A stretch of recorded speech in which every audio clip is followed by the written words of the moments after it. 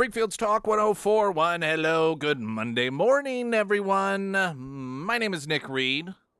Welcome to the show. My, what a difference a week plus a few days can make. We had, in the last, 24 hours, an insurrection. The success of an insurrection, the overturning of an election. How many millions? I wish I should have looked this up, because I know it's in the millions of Democrats just had their votes tossed aside. The millions upon millions of Democrats that were told, get out there, vote for Joe Biden. The millions of Democrats that were some of them hardworking, maybe living paycheck to paycheck, that because they were told Joe Biden is the guy, they took some of the money out of their paychecks and sent it to help him get elected. And the election just overturned.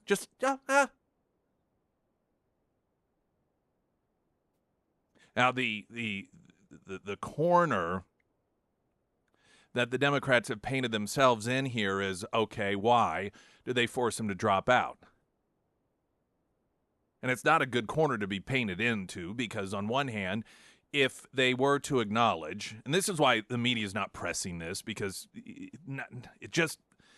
we've seen on full display over the past week the complete and total difference in the Republican Party versus the Democrat Party. And the overturning of the Democrats' primary elections in all 50 states. I mean, Biden won every state.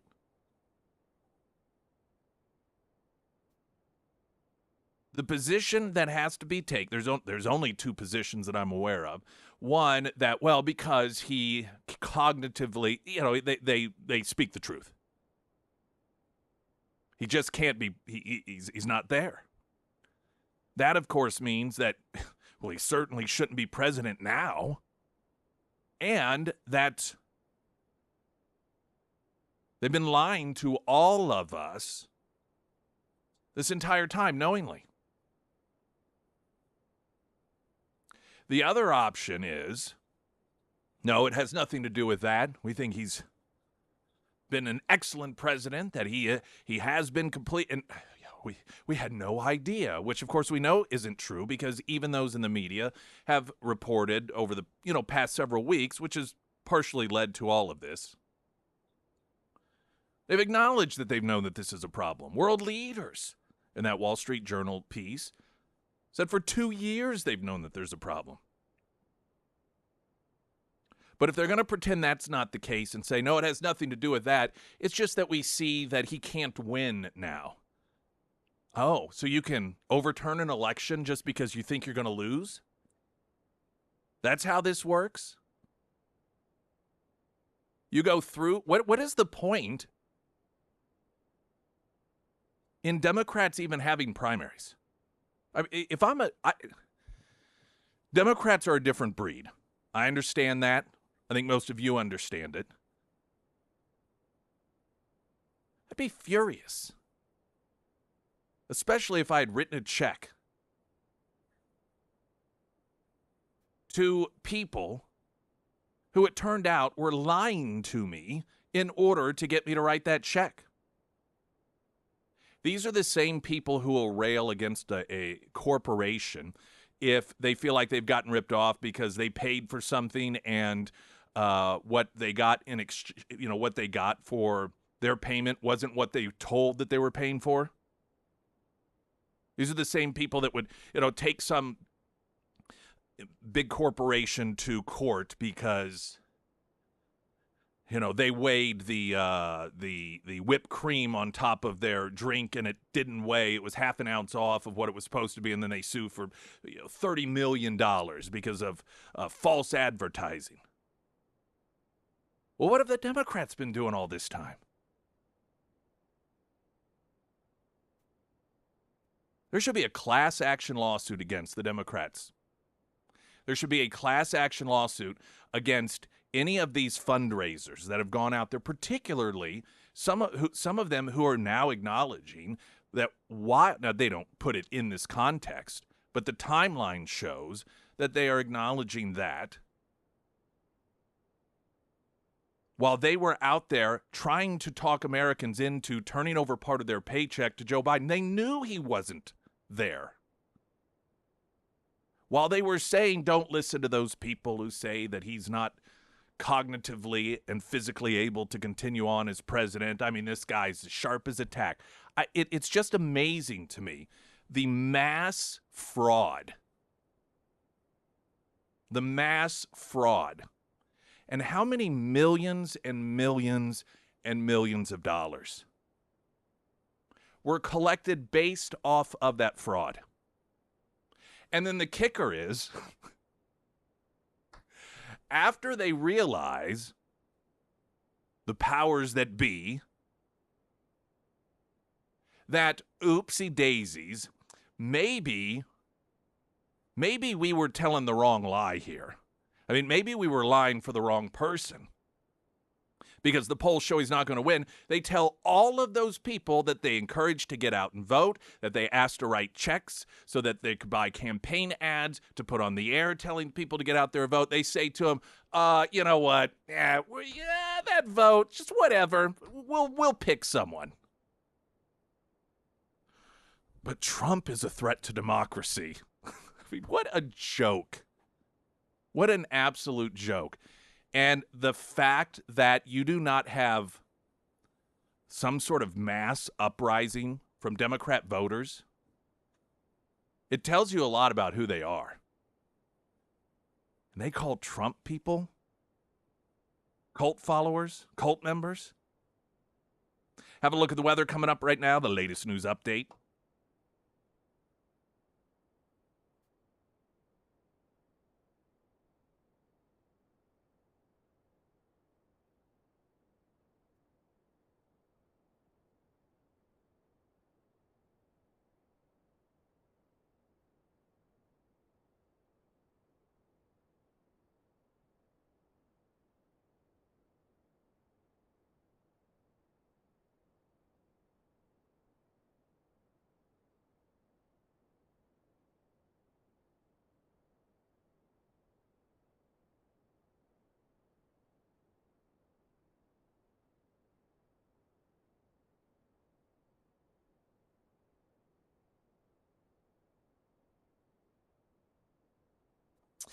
And the first alert forecast from Color 10 Fox 49 meteorologist Tom Schmidt, sponsored by St. Clair of the Ozarks Home Improvements. Isolated showers and thunderstorms after 3 o'clock this afternoon. Otherwise mostly sunny with a high near 80. 64 tonight for low. Mostly sunny, 83 tomorrow, and Wednesday sunny with a high near 86.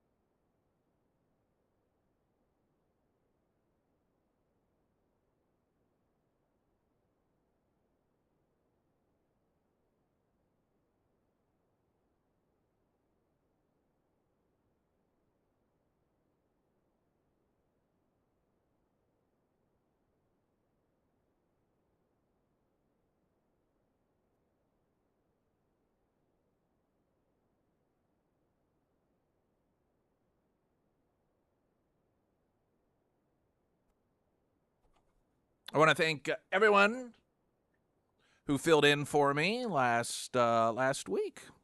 I hear it went well. Yes, they did fantastic. Love it. I didn't really do anything in particular. Some vacations I take could do a little more than others. This may have been the one that I did the absolute least. What a week for you I know. to be out. It's on one hand, I think, oh man, there's a lot of great stuff to talk about. But on the other hand, it's I don't know. There's something different about watching things unfold and not watching them and consuming them in the context of I need to put this into a show tomorrow. I suppose it's the difference between if you're a coach going to watch a game just for personal pleasure versus going to a game for the purposes of recruiting or critiquing afterwards. It's just a different sort of perspective. And so that's the way I looked at it. I thought, well, I could just kind of get to watch this all unfold as a person just watching it. And, so it was a mental vacation. We had actually planned when I laid out those dates. I thought we were going to be out of town. And then we ended up not going out of town. And I knew that we weren't going to go out of town. But we had people booked already, and I thought I need to use those days, so I'm just gonna, do nothing, tune out. I turned my phone off and everything. There you go. That's the way to do it. At one point, my own mother sent me a message through Messenger, I think, or maybe it was a text, saying, "Are you still alive?" People have been trying to contact you, and what I do on my phone, you can, of course, most people know this, set a like a do not disturb. Yeah, do not disturb, but you can put exceptions to the do not disturb, and I have a few of those exceptions. The reason I have them on there, the do not disturb list, is just because I go to bed so early, and that way people who are sometimes are like, well, I was going to text you, but I know you go to bed early, and I was like, you don't have to worry about it because my phone silences, at a time that I'm going to bed. So I don't have to worry about that. You don't have to worry about it. And there, like I said, there's just maybe half a dozen exceptions on there that include, work-related people and family. And so, yeah, my mom, she was like, are you alive? Yeah, I had a coworker reach out to me. They're like, have you heard from Nick? I said, no. Yeah. Well, how do we know he's not okay? Or how do we know he's okay? I'm like, he's on vacation. Let him be. We'll find out Monday, I suppose. All right, so the lead up, the overthrowing of the king, the overthrowing of the election. Every state had their elections or caucuses, which is a form of election, whether you're going to the polls or you are gathering at your different precincts. And the establishment, of course, had been telling everyone Joe Biden is the guy. You have to support Joe Biden, to the point of moving the map around, the calendar around, in order to increase the likelihood that there would be no serious challenger. Now that, of course, a couple of weeks ago, it's post-debate, that they really determined this isn't working for us, they are saying, we're going to overthrow it. And by the way, we may not let you have any say whatsoever. Well, we might do just like a little mini fast primary, like speed dating. This is something that they have to determine and figure out. But as you can imagine, what we're seeing here is that there is no official they that has this plan implemented that is going to go unchallenged. Now, that's not to say that, there aren't several groups of theys, and I say they in the context of 4 months. Many people have been speculating that, they are going to get Biden to the convention and then replace him, or they are going to run Biden through the election, and if they get him elected, then they are going to have Kamala Harris go up. And the problem with that thinking is the belief that that everyone within the Democrat Party is going to listen to one group of theys, and there are several groups of theys out there. And the one wing, and I would argue it's probably the most influential Democrats, are currently trying to make it seem obvious that Kamala is the only choice, because they don't want a mess. They want the introduction of Kamala to be one that makes everyone in the party very excited, makes all of you, whom they told, no, you have to vote Joe Biden, all of a sudden go, okay, we're fine with whomever you tell us to vote for now. And they don't want the messiness of having any other candidates in there. They're just desperately trying to make it seem inevitable that it's going to be Kamala. Now, leading up to, how did they finally get Joe to step down? There are many who believe that it was, and it's being said that he was approached and told, well, the poll numbers show that you're not going to be able to do this. Now, he's been told this in the past, and it did not seem to budge him. That being said, there's certainly leading up to his announcement to not run for re-election, polls that definitely would be used to argue that, listen, you can't do it. One of them specifically, Michigan, the Detroit Free Press had a Michigan poll, an exclusive new Free Press poll of likely Michigan voters. And by the way, this was published just hours before Biden made his announcement, which I think is interesting, was not a video announcement. That the official announcement was in print. You think of LBJ from the Oval Office making the announcement that he would not seek nor accept the nomination for the presidency of the United States. That didn't happen. But just hours before the release went out, an exclusive Free Press poll of likely Michigan voters showed former President Donald Trump with a 7 percentage point lead over Joe Biden. That is massive. They write, it was not known if the poll played any role in Biden's decision to step down as the Democrat Party's nominee and endorse Vice President Kamala Harris to replace him. But without question, it added to the drumbeat of bad news for the Biden campaign in Michigan and other battleground states that had some Democrats skeptical of his chances of beating Trump and calling on him to step aside. The poll showed Trump, who held a rally in Grand Rapids on Saturday evening, leading Biden 49-42 in a head-to-head matchup, with 9% undecided, saying that they would vote for neither or refusing to answer in a 5-way race. This is, you throw in the RFK Juniors and the Cornel West and the Green Party. Trump led 43-36. RFK Jr., 8.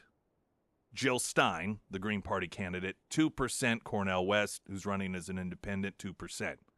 Again, 9% said that they either would not vote for president or pick someone else, or they were undecided. Trump led in every region of the state of Michigan, including metropolitan Detroit. He was leading in Detroit,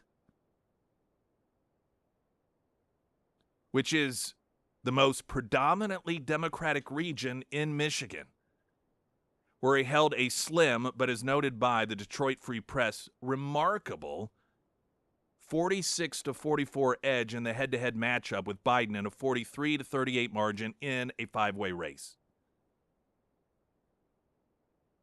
They noted that Trump's lead in Metro Detroit was a significant indicator of how the political winds have changed for Biden, who 4 years ago beat Trump 56-40 in that region by 16 percentage points.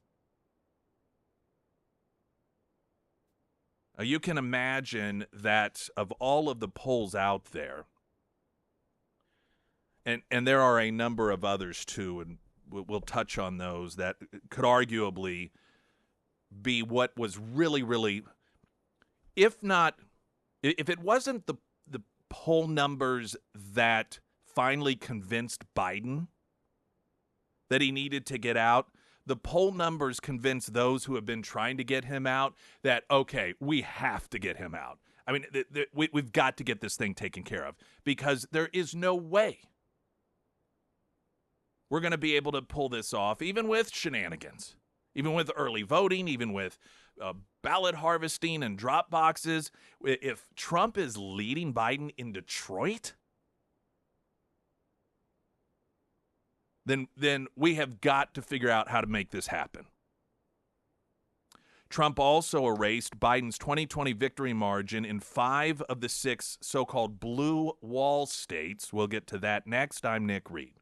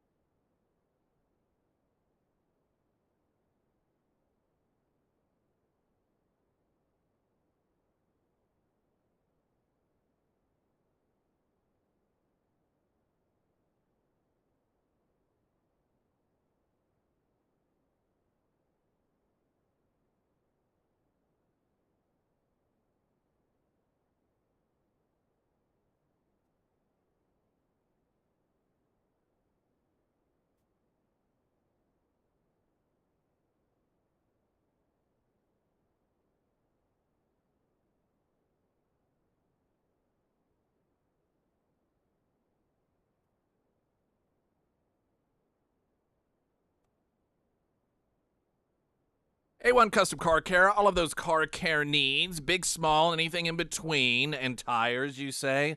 Well, I need a rotation, sure, but to buy new tires, I can't go to A1 Custom Car Care. Oh, yes, you can.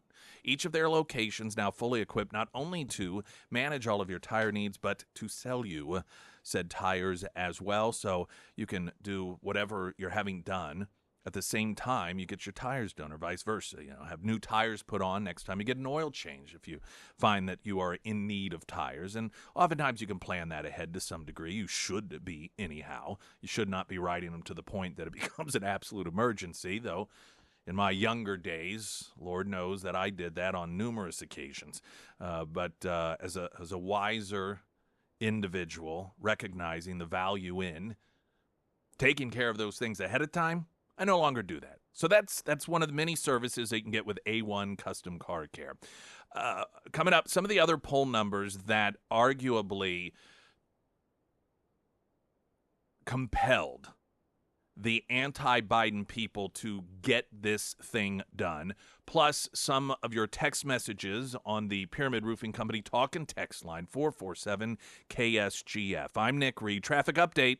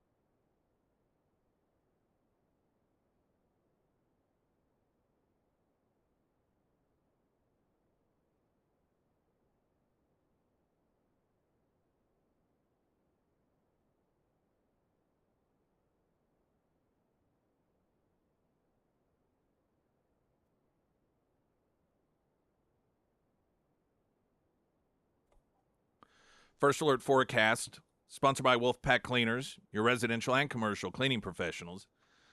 From Color 10, Fox 49, meteorologist Tom Schmidt. Isolated showers, thunderstorms after 3 o'clock this afternoon. Otherwise, mostly sunny, a high near 80.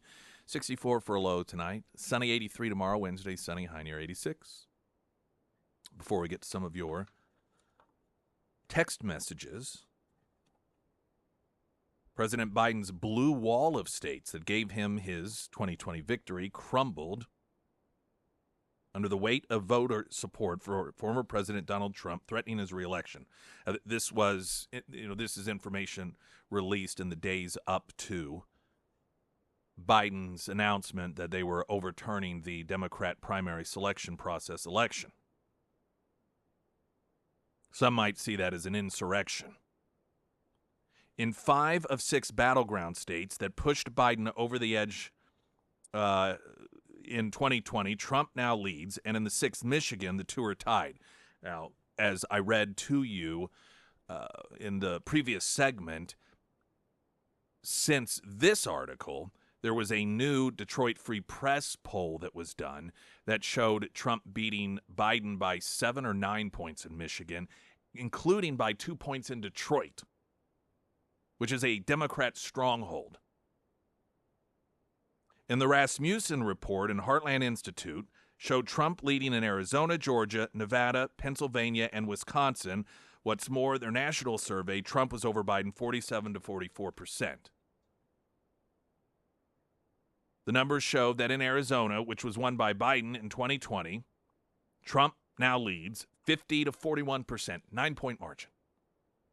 In Georgia, which was won by Biden, Trump leads 48-43. In Nevada, which Biden won, Trump leads 50 to 45. Pennsylvania, which Biden won previously, 47 to 44. And in Wisconsin, Trump leads 48 to 46. Now, their polling again showed Michigan tied at 46% each, but again, it was yesterday released by the Detroit Free Press that the new polling showed that Trump just shellacks by 7 or 9 percentage points Biden in Michigan, which I suspect was certainly what was a motivating factor, if not for Biden, those who had the knives to get Biden out to pull out the big knives. Some of your text messages that have come in, and a couple along this theme. I wonder if Biden even realizes he dropped out of the race. One noting, especially being National Ice Cream Day. Another asking if, or noting that Joe's going to be mad when he wakes up this morning and finds out that he did drop out. A question, do you think the statement endorsing Kamala Harris was Joe's parting shot at all the people that pushed him out? Quite possibly. There's a lot of thought and speculation about this. Now, on one hand, it could simply be what was decided to be the obvious choice. Hey, I chose her as vice president. I can't now. I mean, say, oh, no, she shouldn't be president. That's the whole reason I picked her. I mean, of course, we all know why he picked her. But the theatrical reason, the narrative that was created for his reason for putting her out there is because she's just so brilliant and wonderful, and that she should be president after him. So it would be a bit difficult in terms of his messaging, not that it really matters at this point, to not say she should be the one that is the next president of the United States. Now, there have been a number of reports about some people like Nancy Pelosi and Obama that haven't publicly said or are indicating that they aren't necessarily for Kamala Harris. So could this be sort of okay, fine, you don't want me, you don't want her. Well, on my way out, I'm going to endorse her to make her seem like the obvious choice. It could be. The one thing that we probably know is that whatever the reason, it wasn't anything genuine in the context of this is what's best for America. Is Joe Biden even alive? Seen news from London news broadcast that he may not be, and the signature on his letter of withdrawal from the race is fake. If you have the truth, please confirm. I cannot confirm that. I would not have any sort of inside information on that. But listen, some people will hear a question like that, and they will, they'll see it as conspiracy theory. But I think you have to be nuts, frankly, to not question everything.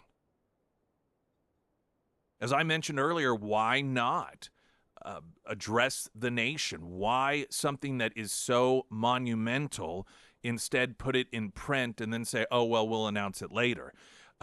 It could be something as simple as, well, I mean, frankly, let's just talk about the range of things. Maybe COVID has him down to the point that he is not capable of speaking. That he's on oxygen. He is in a bed. I mean, that could very well be the case. It could be that he's just too mad to do it, or the amount of time that it takes to, I can only imagine. I mean, we've seen what ends up being a 20-second TikTok statement from Biden with 17 different cuts in it, which suggest that it took a very, very long time to get enough good material to splice together that, this announcement, they decided it's got to come out at this point, which, by the way, apparently much of his staff, that's how they found out, was on Twitter. They're like, what? So it could be something as simple as that. It could be because he's dead. You cannot be a thinking person and have observed what we have learned about our government over the past several years and think that that possibility is something to be monopolized by nutcases. Any reasonable thinking person has to at least acknowledge that if he were dead, there's a very good chance that they would lie about it for a period of time, just, for whatever reason, to make it appear that this was something that he wanted, use his death and, well, let's write up a statement and then, say, well, he's going to give a personal video statement down the road, but then keep putting it off. And then sadly, COVID took his life last night. But the last thing he did was say Kamala, should be the one to replace him. He said that. It could be something like that. Given all of the lying that the Democrats have acknowledged they've been doing around Joe Biden, these are people who have acknowledged for at least 2 years, while they've known that he was in cognitive decline, they have said he's not. And anyone who says he is a nut job. The idea that potentially some of these people know that he's dead, but they're keeping it quiet in order to help Kamala. You just can't dismiss that. Now, I'm not saying that I believe that's the case. I don't know why. Why it is that it's playing out this way instead of a video statement being done immediately. It's a pretty important message to come out of the White House and the campaign. And this is not just a campaign issue. This is a White House issue as well. This is the current president of the United States who's now acknowledging that he is lame duck, that he is going to be gone in a matter of months, by January of next year. Let's see. If I remember correctly, didn't Biden say that he would not drop out unless medical reasons and a doctor told him he was unfit? You'd think this to hold true to his current position. Yeah, that's a good point. He did say that. If he was told medically that he was not fit to continue running for president, then that is what would cause him to drop out. The same people who for 2 years have been telling you that Biden is fit, many of them now, and this includes people in the media, are already trying to set up Kamala Harris as clearly and obviously the best. And they've got credibility, don't they? I mean, certainly they've demonstrated that they can be believed and that they even believe what they're saying. More on that coming up. I'm Nick Reed.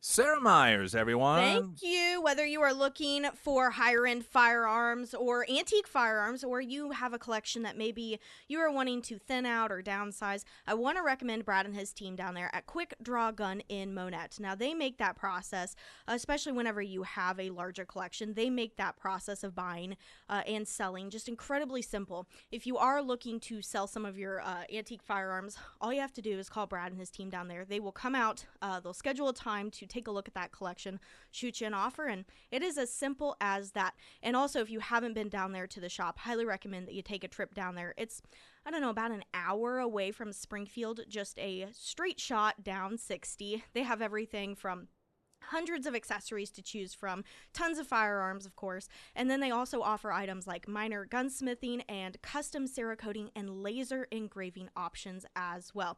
Now, in the meantime, if you have any questions or you're interested in buying or selling antique firearms, go ahead and reach out to Brad and his team today. You can find all of that contact information for Quick Draw Gun in Monette under the Sarah's Endorsements tab at ksgf.com. You said that Kamala has released her campaign slogan? Yes, she has.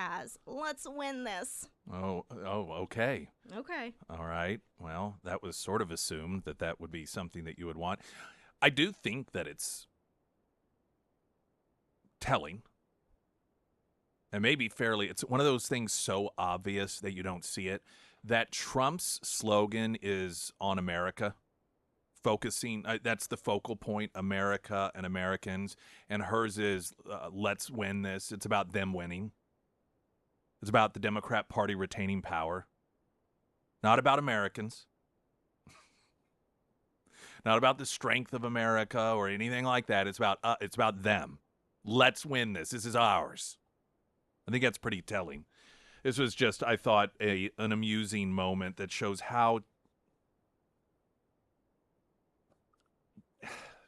just unhinged Democrats are when it comes to some of this stuff. This is Democrat Congressman, Senator Coons, who also is part of the Biden campaign, on the announcement that Biden is dropping out of the re-election campaign. Joe Biden is grounded.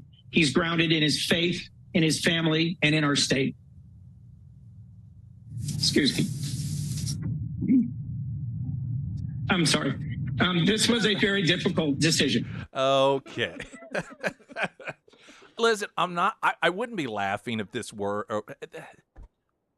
I'm sorry. I'm not somebody who is against people crying. I'm not someone who is against men crying. But there are certain things, if you break down and you cry about, I think that you might not be in the best position to make serious decisions for millions of Americans. It's not as if, I mean, I could understand if somebody took a shot at the guy and hit him with a bullet. I could understand. These are the same people that, have been trying to downplay the assassination attempt at Trump, but, they break down and cry over something that it shouldn't really be a massive surprise. And this crap, Biden is not a patriot. And I'm not saying that because he's a Democrat. There are a lot of Republicans that aren't patriots either. They're just in it for them. If ever there was a demonstration of somebody who was in political life to enrich themselves, it's Biden. This crap. Oh, he's a patriot. Oh, he's such a family man. He's okay. But we're going to be told, and we already are, MSNBC host Rachel Maddow, so she's blown away by his patriotism. He's just so patriotic. Really? So what's patriotic about this? Is it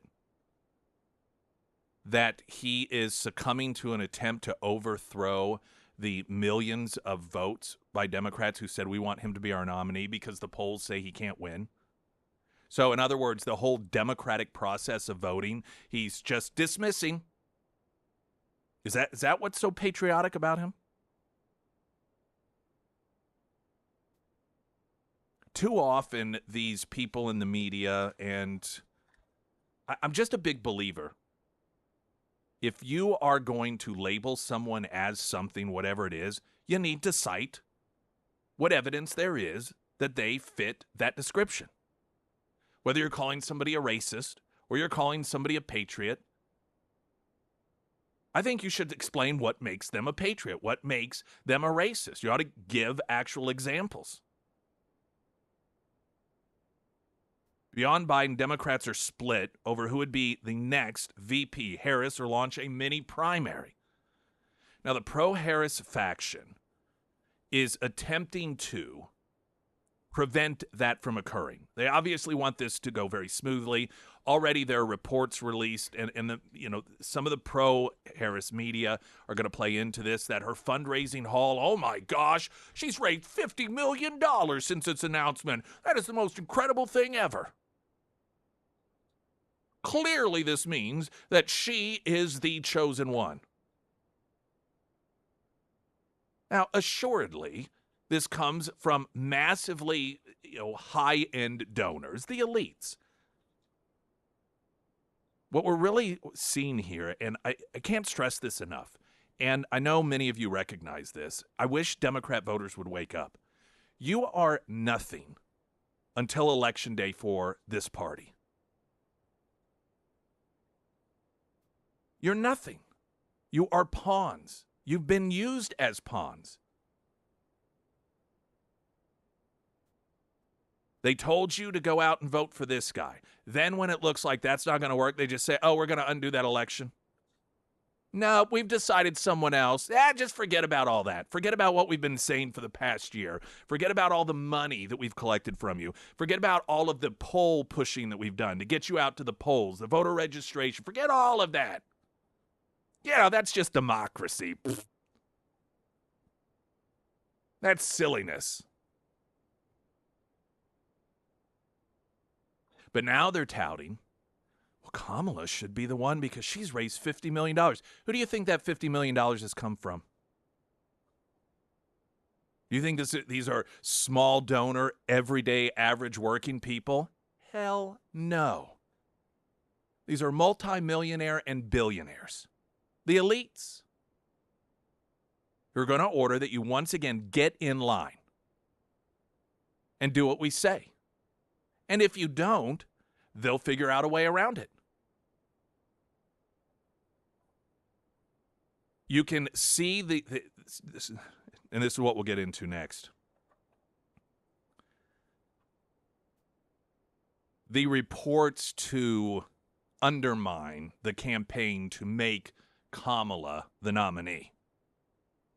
And I saw there was a report that shows that, Biden was hesitant. These are all going to be anonymous sources. And one of the reports this morning is that Biden was hesitant to endorse Kamala because he wasn't really sure that she could actually beat Donald Trump. Well, this obviously is being put out there by Democrats that don't want her to be the nominee. Now, whom might that be? Whom amongst Democrats might they want to be? A few articles on that next. I'm Nick Reed.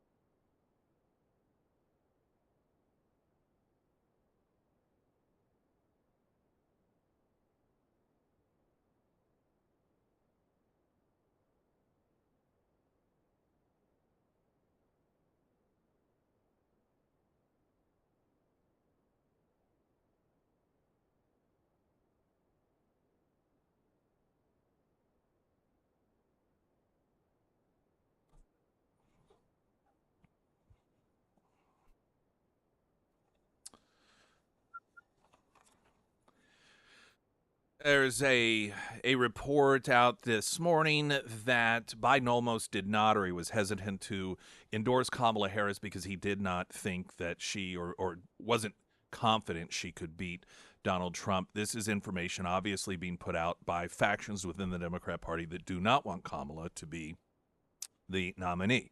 Another town hall piece here, a Gavin Newsom supporter circulating anti-Kamala polling memo, and they are putting out polling number. They're circulating the polling number that says Kamala, she's even less popular than Biden is. Why on earth? If Biden has to drop out because he's unpopular, why would you pick someone that's even less popular than him? Then you have a piece that was an opinion piece published in The Hill on Saturday saying that Hillary Clinton should be the one because, hey, why not pick someone that Trump's beat before? I mean, that it doesn't to say that he would. It's not to say that he would be a shoo-in for, but it is. There is desperation there, and how desperate is this? New York Times published a piece by Aaron Sorkin on Sunday. And obviously, this was published, written, accepted, and published before Biden made the announcement that Democrats should nominate Mitt Romney. That Mitt Romney would be the answer because he could bring everyone together. He would be bringing the moderates and so forth. Interestingly enough, it's the approach that Republicans usually take as an establishment, that you've got to get the more moderate individual, reach across the aisle, all that sort of crap. Now, it doesn't surprise me that you would hear this from Aaron Sorkin. Aaron Sorkin, he wrote The West Wing, and oftentimes these Hollywood people, they sort of envision these fanciful storylines because that's just how their minds work, which is why they're so, I mean, they're creative, and that's why they come up with great shows like The West Wing, because in order to really engage an audience, you have to come up with these almost unheard of outcomes so that people are sitting on the edge of their seats. And so it doesn't surprise me that someone whose mind works in that manner would say, well, what about Mitt Romney of the Democrat? Oh, it'd be historic. It would be a scene from The West Wing where Democrats nominate the Republicans, and that's the amazing step forward. Meanwhile, RFK Jr. says this is a two-man race now.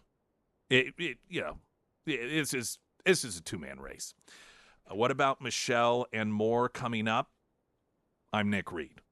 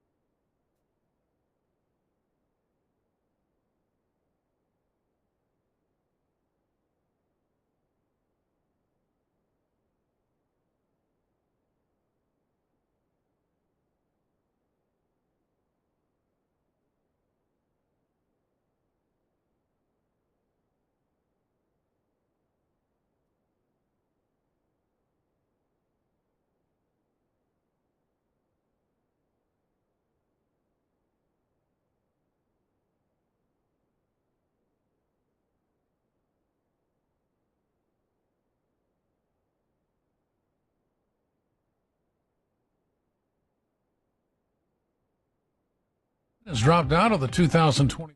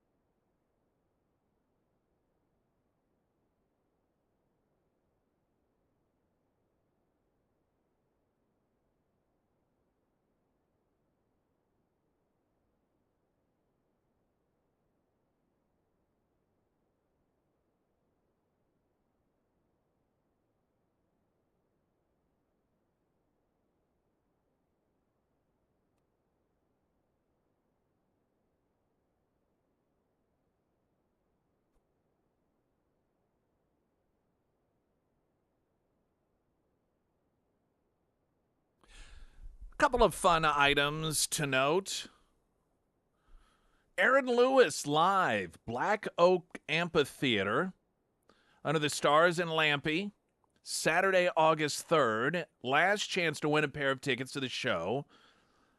You can go to ksgf.com to get registered for that. We do have a local for less coming up this Friday, 10 a.m. It is a food one. Food ones go very quickly. Cabos Bonitos Grill and Cantina, $25 gift certificate for only $12.50, and that will be coming up again 10 o'clock on Friday, so you may want to keep that in mind. And then you reminded me already. Seems like we just had a Heroes Breakfast. Yeah, Heroes Breakfast. That will be this Friday at none other than Scramblers, where, of course, we will be broadcasting live. So if you are a veteran, then we'd love for you to come out and join us and get free breakfast. Speaking of veterans, have to mention, and if you've seen news of it, Jack Hamlin passing away, 102 years old, I believe. If you hadn't had a chance to meet him, he was a really neat guy to meet. I happened to be fortunate enough to do so. In fact, I think it was just a couple of months. A couple months ago. Had lunch with him, yeah. And the thing about Jack that if you were to tell the average person you're going to meet a 102-year-old, you would have a certain image in your mind, and he, to me, defied that image. When he didn't look, I'd say if you were to he's 80 some years old, but just his interaction. There was a group of us at that lunch, 6 or 8 people, somewhere around there. And, if you're going to stereotype someone who's 102, probably not going to be engaged in all of the conversation unless they're asked a question. Probably they're not going to be tracking what's going on because they can't hear very well. And he led the conversation. Yeah, I mean, and he would jump in while people would be talking about something, and he would just, jump in and talk about, this time when I, was in Vegas or this or that. And so he was just so remarkable in that way. He went through COVID. I think it was last year. And, aside from just being the final surviving D-Day veteran in the Springfield area and just all of his amazing background, he was a remarkable individual to meet and talk with, and rightfully so. There's been a lot of coverage of it. I'm sure on Friday, you hear oftentimes from Chris Stark. We have him on the show, and he was very good friends with Jack Hamlin. In fact, I think any time I was around Jack Hamlin, it was when, because of Chris Stark, or Chris Stark was there as well. And so we'll, I'm sure, get some thoughts from him and probably some of the background that isn't necessarily known by the average person or doesn't, you get certain coverage and you hit these benchmarks and so forth when you talk about someone who was remarkable, but oftentimes there are more of the humorous behind the scenes stories but very remarkable guy, and those who knew him or even had the chance to meet him were very lucky individuals. And it's also, any time we talk about honor flights or events that are honoring specifically World War II veterans, I've just always encouraged people who had kids or who have kids or grandkids to if you had the opportunity, to allow them to meet them, because there will come a day when none of them exist any longer. And that will be a part of history removed completely from us, other than in the history books, but in the minds and the memories of some people. And that's just a piece of history that I've always thought that you could gift, if you will, a young person, if they've had or do have still an opportunity to meet someone who fought in World War II, because one day they too will have kids, and if they be able to say, I met someone who was in World War II. It would be like at one period in time you meeting someone who knew someone who was in the Civil War. It would be like, what? That's crazy. That was so long ago. Because when something happens before you're born, it might as well be 10,000 years ago. It's just the way that our minds oftentimes work. But he was just, a fantastic example of that. I wanted to mention that. And that will probably, like I said, Friday. It just seems like an appropriate time with it being a hero's breakfast to maybe have Chris Stark tell us a bit more about Jack. Coming up after the news, I'm going to play. There's already a pro-Trump super PAC that has an ad out regarding Kamala Harris. And it's very clear they're doing what needs to be done. And they are trying to remind people through this ad that the problem with this administration ultimately was not Biden's cognitive problems. That was a very serious issue, and one that needed to be addressed.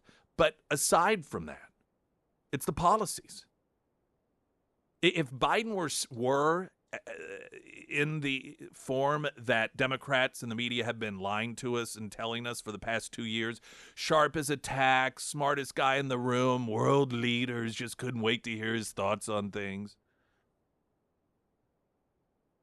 he and Harris would still need to be replaced. And it's a very, very important message to make sure becomes the theme when addressing them, because otherwise, the fact that there's been so much focus on Biden's cognitive issues, Democrats have somewhat of an advantage in a narrative here for whether it's Kamala, well, specifically it's Kamala, but saying, oh, the problem's gone. The problem's gone. Biden, yes, he had cognitive problems. He was too old, but that problem's gone now. But no, the problem's not gone. That was a problem and a very serious problem. But that wasn't the sole problem. And that's part of what this new ad hammers away at, and we'll play that coming up. Talk about the Michelle Obama component to this as well. Pyramid Roofing Company, talk at text line 447 KSGF. Latest news now.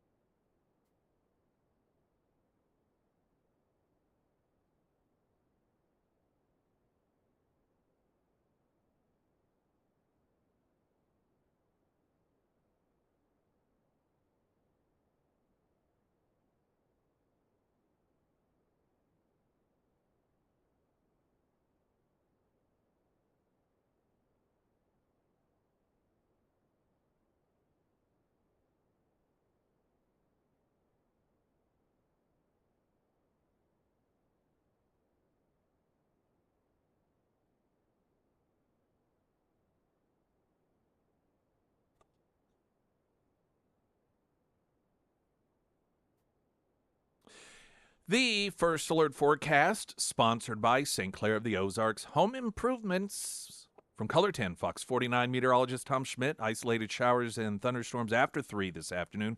Otherwise, mostly sunny, a high near 80, 64 tonight. Mostly sunny, 83 tomorrow, sunny Wednesday, 86.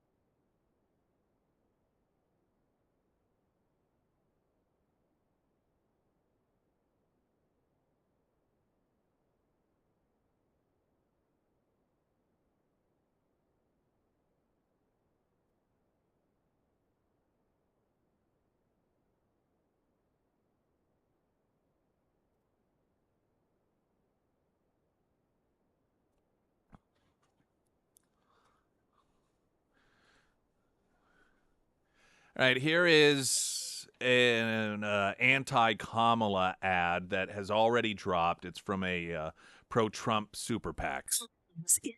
She covered up Joe's obvious mental decline. Our president is in good shape, in good health, tireless, vibrant, and I have no doubt about the strength of the work that we have done. But Kamala knew Joe couldn't do the job, so she did it. Look what she got done. A border invasion, runaway inflation, the American dream dead. They created this mess. Kamala owns this failed record. Make America Great Again Inc. is responsible for the content of this advertising. I think this ad is a recognition that they need to focus on the policies were the biggest failure. So Democrats aren't able to convince voters, swing voters, independent voters, that, the problem's taken care of. Biden's gone, his cognitive decline, that was the problem. That's all done and over with, but his policies were great. They were fantastic. No. Let's talk about the policies. Now, the good news for Republicans when it comes to the truth is consistently, for a year now, the top two concerns of Americans, the economy and the border. Now, when it comes to the economy, I suppose the Democrats or the Kamala campaign, if she takes the nomination, could try and argue that, well, I didn't necessarily agree with his policies, but I was vice president, so it was my job to back the policies, which, by the way, I agree with. I think if you are the vice president, you're the vice president to the president. So that's what you do. Now, behind closed doors, you don't have to necessarily rubber stamp and agree. But when it comes to this is the White House's position, this is the position of the executive branch, I think that the vice president should. That's just my personal thought on it. But what the Republicans then, and perhaps in a debate, what needs to be done is, and I would put it this way, which economic policies of the Biden administration did you disagree with? Force her to say that she agreed with everything. I mean, unless she's going to come out and claim that she's against increasing taxes on Americans, she's against all the regulations, but I suspect she's not going to do that. This then allows Republicans to say she's not going to change anything on the economy. So if you're happy with the economy, you're going to get another 4 years of it. The other issue, of course, that is one of the top two issues for voters in the country today is the border. This was her job. She was the border czar. Still is, I guess. I don't know. Did she ever get fired from that particular job? It just seemed as if she just ghosted it. This may be getting in the weeds a bit, but she was given a lot of other jobs that she failed at. I would focus on this one, though. Instead of listing the litany of different jobs, like voting rights was one of them, and going to space. Of course, let's not forget she was made czar over AI. None of these, in any way, shape, or form, did she do anything meaningful. So, yes, you could put a list of all the failures, but those aren't really on the radar of Americans. The border is. In fact, I would market her as you had one job. You had one job and you couldn't do it. One job, and it was the border. That's the way that I would approach Kamala Harris. Michelle Obama. I remember our good friend Dee Wampler used to just up and down swear she's going to run for president one day. I'm going to prove you wrong, because I would take the position that she's not going to. If only our dear friend were alive today just to see what's unfolding. And so many of you have texted in, which is a very common thought. Just wait. The reason Obama, by the way, the Clintons have come out and endorsed Kamala. Notably, the Obamas have not, which leads many people to believe the reason for that is because the big unveiling is going to be Michelle Obama, the reluctant warrior, is going to come in and save us. I've long argued that while it's not impossible, she's in all likelihood would not do it. Mostly because I don't think she enjoys that.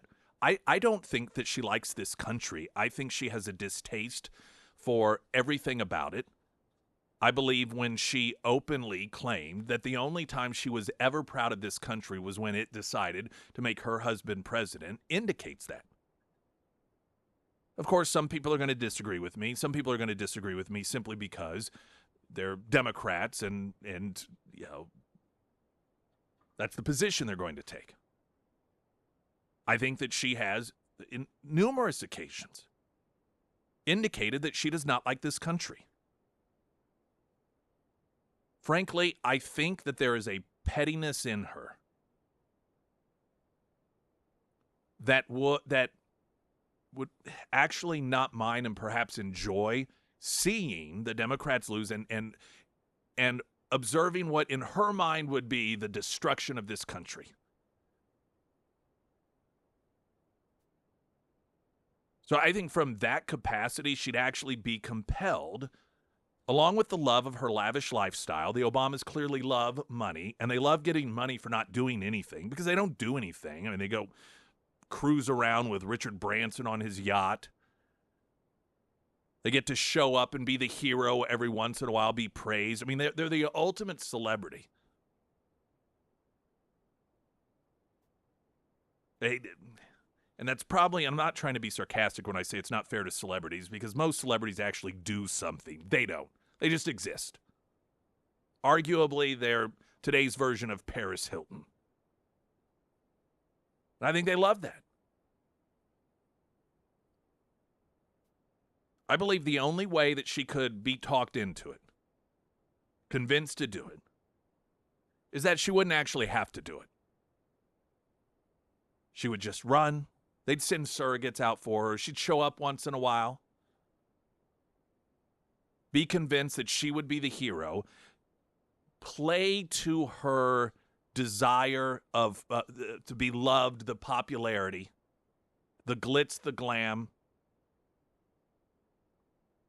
the historical nature of it. And really play to that, but then let her know, be like, listen, it's clear that Biden hasn't really been running the country all this time. You won't have to either. Sign up to sign things once in a while. You do a State of the Union address. Almost like someone who is trying to be recruited for a job that they don't really want, where where they tell you all the reasons they don't want to do it, and so you're like, okay, you won't have to. We'll listen. You do 2 major events a year. That's it. You do the State of the Union. You do this, but other than that, you do whatever it is you want. In fact, people will love that. It will be welcomed because everything has been so political. Everything has been so every single day focused on the president. Having you come along and just really sort of show up every once in a while and make sure everyone feels okay. But then you could still live behind the scenes your lavish lifestyle. If she were to be convinced to do it, I believe that would be the way to do it. But her distaste for this country, and frankly, the people in this country, and what I believe she's demonstrated through comments about other people at times, Oprah Winfrey being one of them, not wanting her in the White House because she thought Oprah was too fat. This pettiness, just emotionally, I think, compels her to want to see the country fail. And so if that overrides everything else, the more they argue to her that she could save this country, the more that it could push her away, thinking this country shouldn't be saved. Now, of course, there's the reimaging and so forth, but I'll say this. Anyone who says that there's no way it will be her isn't paying attention. If only for the reason that everything is so completely unpredictable at this point. Springfield's Talk 104.1, I'm Nick Reed.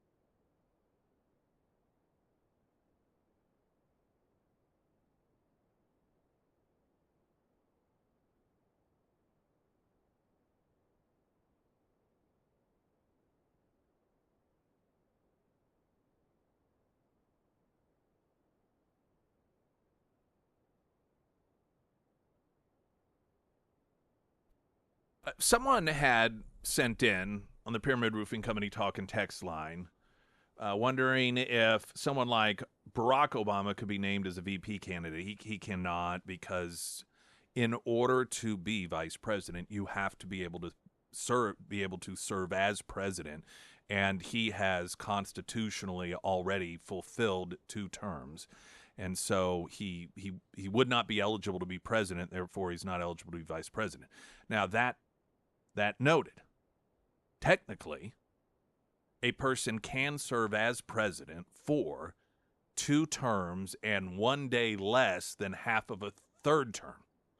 Because I'll tell you why I note that in a moment.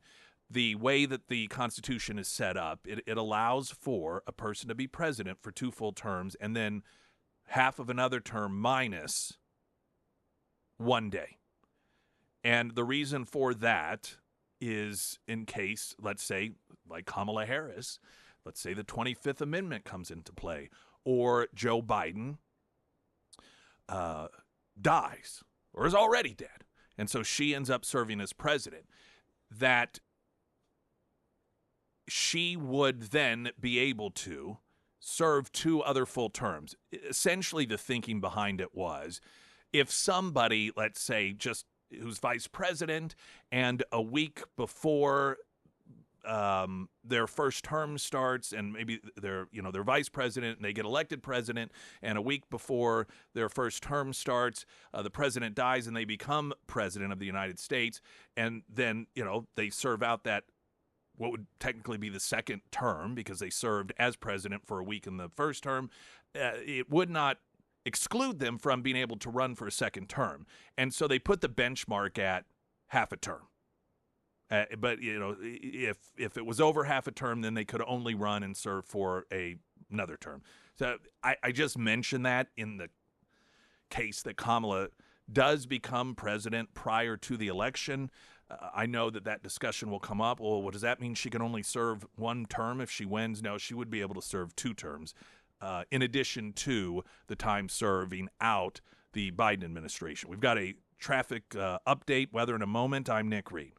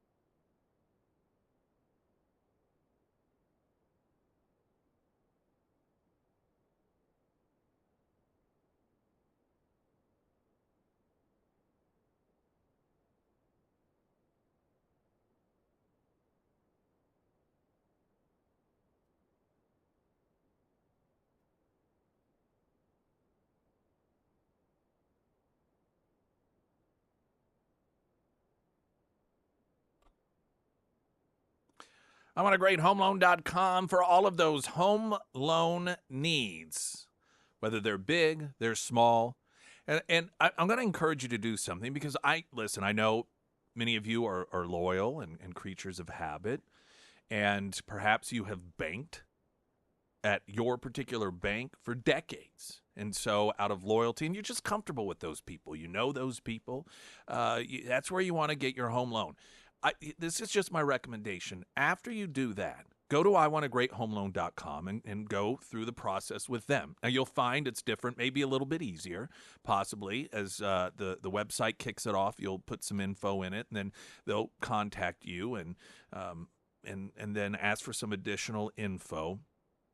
And just find out what options they have for you. And you know what? If you find out that I'm still more comfortable with my bank that I've known for decades, that's cool, that's fine. You do what makes you comfortable. But it's a good idea to always get that second option. Of course, I recommend that you start with iwantagreathomeloan.com. But if you don't, go to them second and just find out. For all of your home loan needs, iwantagreathomeloan.com. The First Alert Forecast, sponsored by Wolfpack Cleaners, your residential and commercial cleaning professionals. From Color 10, Fox 49 meteorologist Tom Schmidt. Isolated showers and thunderstorms after 3 o'clock this afternoon. Otherwise, mostly sunny, a high of 80. Tonight, partly cloudy, a low of 64. Mostly sunny, high near 83 tomorrow. And then Wednesday, sunny with a high near 86. I want to make one last comment before we move on about Kamala Harris that I suspect most Republicans aren't going to make because it will seem uncouth.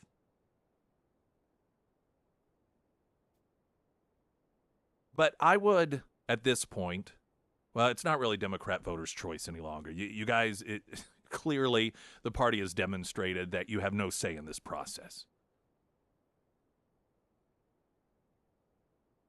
At some point, we're going to have a woman president. Can we please make it someone who did not start their political career because they were a side piece of a politician? I mean, is that really the first woman we want to be president? For those that don't know, she was the side piece of Mayor Willie Brown out in San Francisco. We know this because he has said it. I think most of you understand what that means when I say side piece. And because of what she gave him in exchange, and again, he's acknowledged this. He got her started in politics, put her on some committee or something, and that was the beginning of her career. Is that really what we want to put up as the first female president in this country? That's how she got her career started? I mean, there are people who are critical of Hillary Clinton, arguing that she got her political career simply because of who she married. I agree with that. That if it were not for the person that she married, nobody would even know who Hillary Clinton is.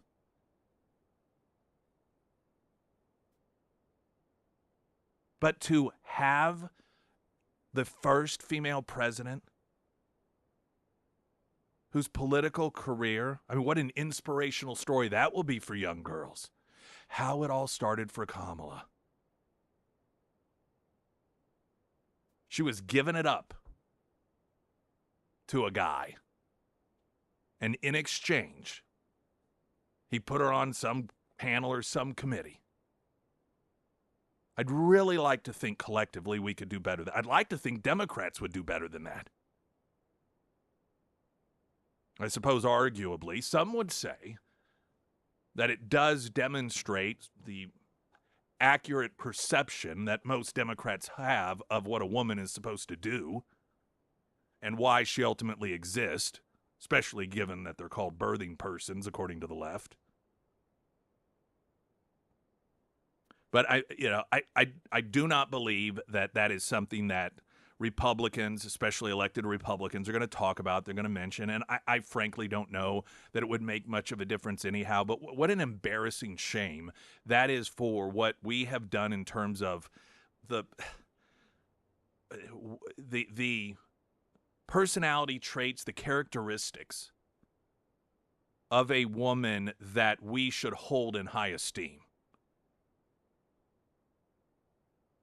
In the last several years, led by the Democrats, we have really degraded what it is to be a woman, culturally overall. What isn't really getting a lot of headlines right now is the fact that the Israel Defense Forces have struck the Houthi terrorist regime in Yemen for the first time, launching a long-distance airstrike on a port targeting the origin of a drone that hit Israel Friday. Now, this is a massive expansion, if you will, of the footprint of this defensive war that Israel's fighting. The reason that this isn't getting a lot of attention, it makes total sense. There are some pretty massive things going on in the news right now between the attempted assassination on Trump, and we're going to talk about the latest details of that. Increasingly, I mean, the whole thing is a dream for people who love conspiracies, because it is difficult to believe that our federal government can be as incompetent as they have demonstrated. I mean, it's almost as if you have to try to be as incompetent as they have been. And that leads people who have been watching our government for the past several years to ask questions like, okay, what's really going on here? You have that.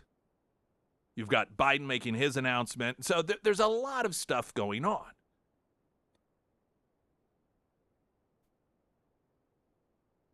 I don't think it's a coincidence that Israel is expanding their effort while the rest of the world, particularly the United States, is not, quote, paying attention. This is not a positive sign of our relationship with Israel, because what it's demonstrating here is that a weakness in the executive branch of the United States is an advantage for Israel. And that is not the way it should be, and that's not the way it's been, generally speaking, in the past.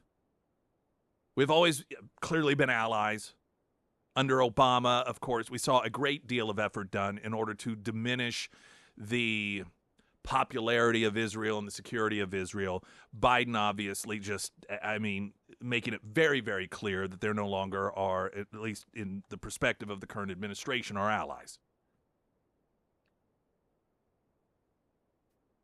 The fact that there really, at this point, is no one running the executive branch, that everything is so chaotic, and at this point, it's all about maneuvering who is going to be the next captain of the ship in order for Democrats to retain power, it is allowing Israel to not have to worry about the power of the administration coming out and bad-mouthing them. The greatest public relations enemy to Israel in their fight against terrorism has been the Biden administration. Every time the Biden administration would come out, trash on Israel, use body count numbers from the terrorists in order to portray Israel as committing these human rights atrocities, it gave other countries in the world permission to be against Israel. It gave them cover. I firmly believe if Trump were in the White House, it would not happen to begin with, because there would not have been the funding that Iran ended up having because of Biden that would go to Hamas. But if, let's just say, somehow Trump was president when that did occur, there would not have been this world opinion turn against Israel. And I think it's sad that it is a positive for Israel that the country that has long been their number one ally right now is incapacitated, because it is allowing them to do things. Let me put it this way. I do not believe that they would have, for the first time, gone into Yemen and done this strike against the Houthi terrorist regime if the White House weren't in such political disarray at this time. Incidentally, the Israel Defense Forces have discovered that there is the polio virus contaminating water in Gaza. So you know what these evil human rights violators have done? They brought in the vaccine, both for soldiers and the general population of Gaza, something that Hamas certainly hasn't worried themselves with. How evil the Israeli Defense Forces are, how awful they are. These horrific monsters that are proactively taking steps to make sure people, particularly children in Gaza, many of which they fully recognize want to see Israel wiped off the map, yet giving them vaccines so that they do not get polio. I can tell you, if the left were forced to give an opinion on this, they would say that the Jews were just doing it so that they could cover for their human rights violations. Springfield's Talk 104.1, I'm Nick Reed.